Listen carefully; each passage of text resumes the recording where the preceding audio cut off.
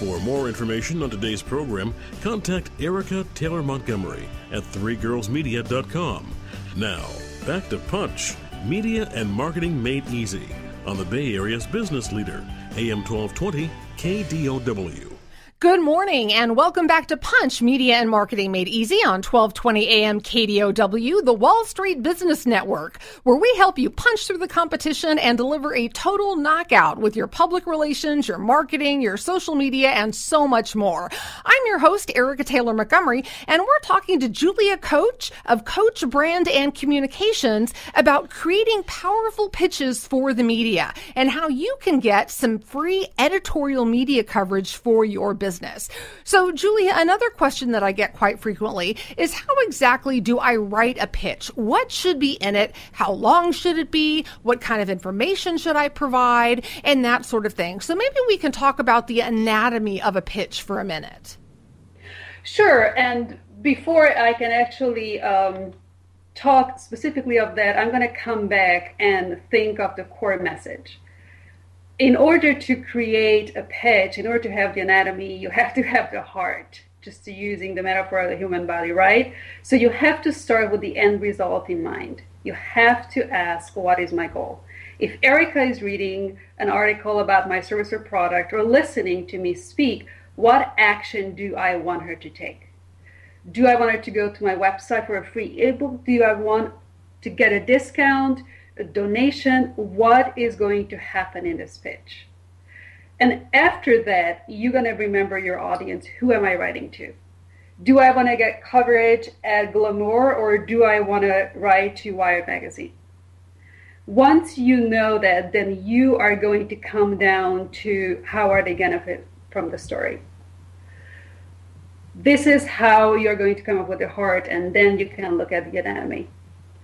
So once you have this, you're going to be thinking of a very short, concise, simple message that you're going to get across.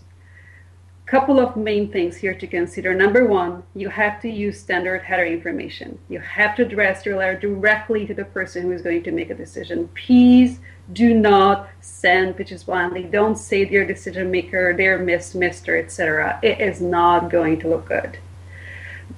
Number two, you want to open with a statement that makes the editor want to keep reading. This could be a brief statement about your particular story. It can be an attention grabber. It can be anything that will want people to read. Number three, you have to detail your area in the body and try to keep it short, not more than 3 bullet points if you like bullet points, but this is the area where you're going to make your sale. Why does the editor care about this? Is this timely? Does it fit perfectly with the publications? Will it hook the readers? And this is also a good place for you to introduce a story or to use an anecdote or samples from your work. Convince the editor that you are the expert he or she needs. Maybe you have an inside scoop. Maybe there's a certain book that you wrote. Whatever is it that makes you the best person to have on a show, you have to sell it, as I said, not more than preferably 3 bullet points. And number 5, never make the decision maker or editor work hard. Be sure to close strongly with your contact information. Don't ask for permission, suggest times. Make it very easy for them to contact you. Provide your phone number, email, any pertinent information, website, etc.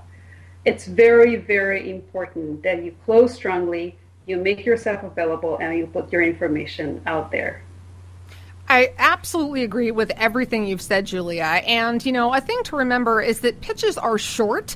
They should not be more than maybe 3 to 4 very brief paragraphs at the most. And I think bullet points are a great way to put information in a pitch. They're very easily read. They can be skimmed easily by the media and digested very, very quickly. And, you know, what you said about having that hook at the beginning of the pitch and something to draw the decision maker in is so critical. You know, you've only got a matter of seconds to grab somebody's attention in order to keep them reading. If you don't grab them in the first couple of sentences, they're not going to keep reading the rest of your pitch, and they're simply going to hit the delete button on their email. So the way you begin your pitch is absolutely critical, and you need to start with the hook and the benefits that whatever your story is going to have for that particular media outlet. So like you said, you need to address it to the individual person. You know, dear Julia, dear John, not to whom it may concern, or dear sir or madam. You know, that's the worst thing you could possibly do. You need to do your homework and address these journalists one-on-one, individually, by their personal name. It's so critical. So Julia, let's talk about some things that the media absolutely hates when it comes to pitches, so our listeners won't make those mistakes. One of my favorite topics. If your pitch is generic, and this is actually a great segue from what you just said, talking about generic pitches, which is the unhooked, or you know, you can come up with some creative ways to say it. You're busy, you're juggling, you want to get 5 pitches today. Unless that is your full-time job, please do not do it. Do not send out general pitches with minimal tailoring. You're asking for rejection. It's a busy life, but you don't want to get blacklisted. For example, stay away from generic hooks. Stay away from generic subject lines if you are doing an email pitch. Don't say how to save money for college, or how to find love, or how to raise your teen. You have to get specific. If you're a nutritionist, for example, and you're promoting your weight loss products, say, eat sweets in the morning, lose weight by the evening.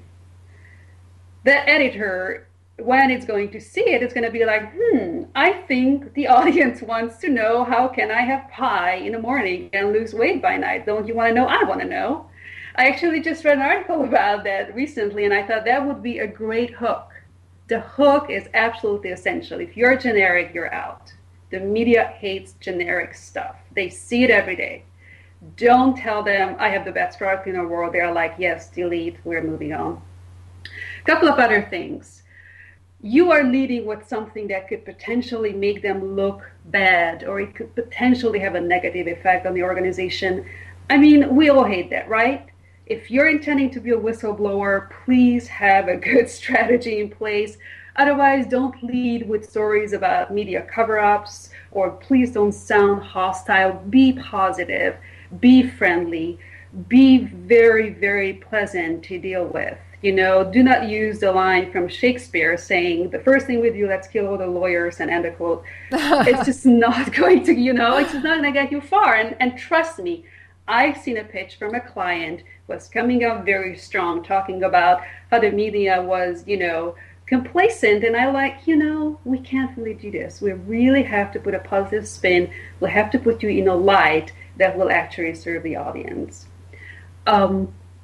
Couple of other things. Please don't send 3 pitches in one email. And that goes back to, don't make it too long. People usually make a decision in 5 to 8 seconds whether you're going to read your email or not. And if it looks too long, it's just going to get axed. Editors are very, very, very busy. If they see that you're going on and on and on, it might have the best story, it might have the most amazing hook, it's still not going to get read. I absolutely agree with you, Julia. Do you have another tip? I actually did. And you would be surprised how people think that it's okay to make up numbers. It's okay to come up with research that doesn't exist. It's not okay. I tell my clients, please look at the data that you are using in your pitch. If you are quoting something that is not accurate, if you are making up a story and you say it is a true story, sooner or later somebody is going to find out. And media hates that. Imagine you're getting to your first interview at a local TV station and a reporter finds out right before the interview that your numbers are off. He or she has to revise a strategy, have to find a different focus, and again, the story is going to get out. Interestingly enough, I had a client who had an entire hook based on a story from the airline industry, and the numbers were off. And it was caught early. And when I talked to him and I said, look, this was not looking good, he says, well, I thought my assistant did it right. Well, she didn't. And your entire company got in trouble. Please check your numbers once, twice, 3 times. Because these editors have people working for them and their job is doing research. And if you are going to get caught, whether, and I'm assuming most of the time you want to be accurate, you don't want to appear as, negligent or not truthful. Media people hate that. Absolutely. It will kill your credibility faster than anything if you are trying to quote statistics or provide numbers that simply are inaccurate or are made up. It is the kiss of death, so simply do not do it. Our guest is Julia Coach with Coach Brandon Communications. We're talking about creating powerful pitches for the media on Punch Media and Marketing Made Easy. You're listening to 1220 AM KDOW, the Wall Street Business Network. I'm your host, Erica Taylor Montgomery, and we'll be right back after the break.